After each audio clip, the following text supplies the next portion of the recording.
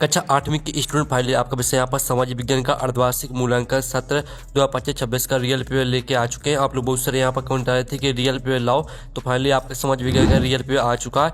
और पेपर देने से पहले अगर आप यहाँ पर इस पेपर को पूरा याद कर लेते हैं तो आप 60 में 60 नंबर लाएंगे यहाँ पर समाज विज्ञान के पेपर में। और साथ ही जो आपका संस्कृत का पेपर था वो भी हमने रियल डाला था। अब आपका यहाँ पर समाज विज्ञान का पेपर होने वाला तो पूरा रियल आ चुका है। आप यहाँ पर देख लीजिए, शिक्षा केंद्र मध्य प्रदेश भोपाल, अर्धवार्षिक मूल्यांकन सत्र 2025-26 विषय समाज विज्ञान। समय आपका 2.5 घंटे रहेगा। कक्षा 8 पूर्णांक आपका 60 नंबर का रहेगा। और साथ ही इस वीडियो को आपको अपने दोस्तों तक शेयर कर देना जिससे वो भी 60 में 60 नंबर लेके आ सके। अब चलिए आपका पेपर देख लेते हैं। आपके आते हैं बहुविकल्पी प्रश्न 1 से 5 तक। निर्देश आता है प्रश्न को पढ़कर नीचे दिए विकल्पों में से सही विकल्प चुनकर उत्तर लिखिए। प्रश्न पहला था, महत्वपूर्ण दस्तावेजों को सुरक्षित रखा जाता था। तो आपका यह था पुस्तकालय में, बी था अभी, ठीक है, अभिलेखागार में, और सी था प्रयोगशाला में, और डी था संग्रहालय में। तो महत्वपूर्ण दस्तावेजों को सुरक्षित रखा जाता था, तो इसका उत्तर आपका यहाँ पर हो जाएगा अभिलेखागार। फिर आपके यहाँ पर दूसरा था, किसी व्यक्ति को अनाधिकृत या अकारण थाने में रोका जाता है तो वह अपने बचाव के लिए किस मौलिक अधिकार का उपयोग कर सकता है। तो आपका यह आता समानता का अधिकार, बी आता शोषण के विरुद्ध अधिकार, सी आता धार्मिक स्वतंत्रता का अधिकार, और डी आता संवैधानिक उपचार का अधिकार।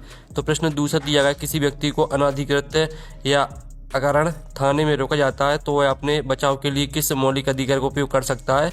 तो इसका उत्तर आपके यहाँ पर रहेगा संवैधानिक उपचार का अधिकार। फिर आपका प्रश्न तीसरा आता, भारतीय संसद का अंग नहीं है। तो आपका यह था लोकसभा, बी था राज्यसभा, सी था राष्ट्रपति, और डी था गवर्नर। तो यहाँ भारतीय संसद का अंग नहीं है तो इसका उत्तर आपका यहाँ पर गवर्नर हो जाएगा। फिर आपका यहाँ पर चौथा देख लेते हैं। तो स्टूडेंट आपका यहाँ पर चौथा आता, न्यायिक समीक्षा का अधिकार प्राप्त है। तो आपका यह था कार्यपालिका को, बी आता विधायिका को, सी था मुर्दाघर को, और डी था इलेक्ट्रॉनिक आयोग को। तो न्यायिक समीक्षा का अधिकार प्राप्त है तो इसका उत्तर आपका यहाँ पर हो जाएगा, ठीक है स्टूडेंट, इसका उत्तर आपका कार्यपालिका को हो जाएगा। फिर आपका पांचवा आता है, सतत विकास लक्ष्य 16 संबंधित है। तो आपका ये आता भुखमरी से, बी आता जल और स्वच्छता से, और सी आता शांति न्याय और सशक्त संस्थाओं से, और डी आता उद्योग नवाचार और बुनियादी सुविधाओं से। तो यहाँ पर सतत विकास लक्ष्य 16 संबंधित है तो इसका उत्तर आपके यहाँ पर शांति न्याय और सशक्त संस्थाओं से, ठीक है। पांचवें का आपका सी राइट आंसर रहेगा। तो जो आपके 1 से लेकर 5 तक बहुविकल्पी प्रश्न दिए थे वो आपके कंप्लीट हो जाते हैं, आपने अच्छे से याद कर लिए होंगे। अब आते हैं आपके रिक्त स्थानों की पूर्ति कीजिए। 6 से 10 तक आपके रिक्त स्थान आते हैं। निर्देश आता है रिक्त स्थानों की पूर्ति कीजिए। प्रत्येक प्रश्न के लिए 1 अंक आपका निर्धारित है। तो प्रश्न 6 आता है, यूरोप की बाजार में भारत के निर्मित डॉट डॉट की मांग थी। तो यूरोप के बाजार में भारत के निर्मित आपके सूती कपड़े की मांग थी। तो यहाँ पर सूती कपड़े आपका इसका आंसर हो जाएगा। और जो आपका यहाँ पर दिया गया है, ईस्ट इंडिया कंपनी ने पहली फैक्ट्री डॉट डॉट नदी के किनारे स्थापित की। तो ईस्ट इंडिया कंपनी ने पहली फैक्ट्री, ठीक है, आपकी यहाँ पर हुगली नदी के किनारे स्थापित की। तो हुगली आपका इसका आंसर हो जाएगा, ठीक है, हुगली आपका इसका राइट आंसर रहेगा। हमें यहाँ पर लिख देते हैं, ठीक है, आपको यहाँ पर समझ में नहीं आ रहा होगा तो हुगली आपका यहाँ पर राइट आंसर हो जाएगा, ठीक है। फिर आपका 8वां आता, संताल विद्रोह सन डॉट डॉट में हुआ था। तो यहाँ पर संताल विद्रोह सन आपका कब हुआ था? 1855, ठीक है, 1855 और 56 में, ये आपका आंसर रहेगा। फिर आपका 9वां आता है, कानून के शासन से तात्पर्य है कि कानून सबके लिए डॉट डॉट है। तो कानून के शासन से तात्पर्य है कि कानून सबके लिए आपका क्या है? समान है।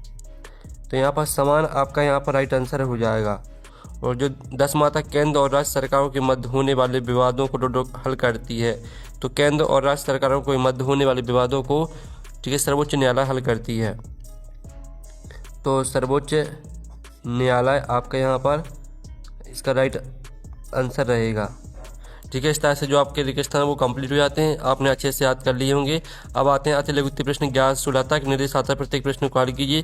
प्रत्येक प्रश्न के लिए 2 अंक आपका निर्धारित है।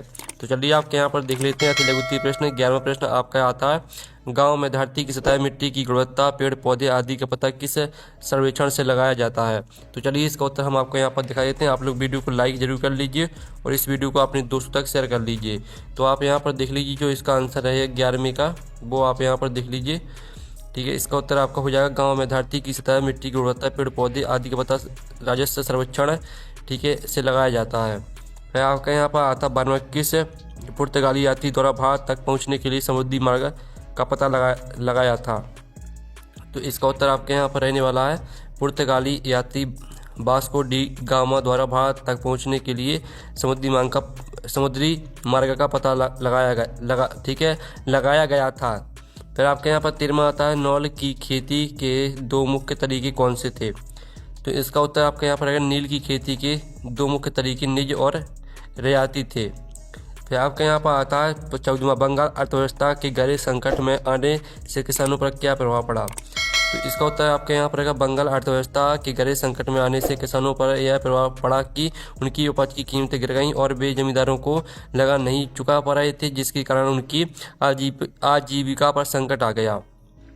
फिर 15वां था खुशी और सुमित भाई बहन है। खुशी 20 वर्षीय एवं सुमित 15 वर्षीय, दोनों में से किसे वयस्क मताधिकार प्राप्त होगा।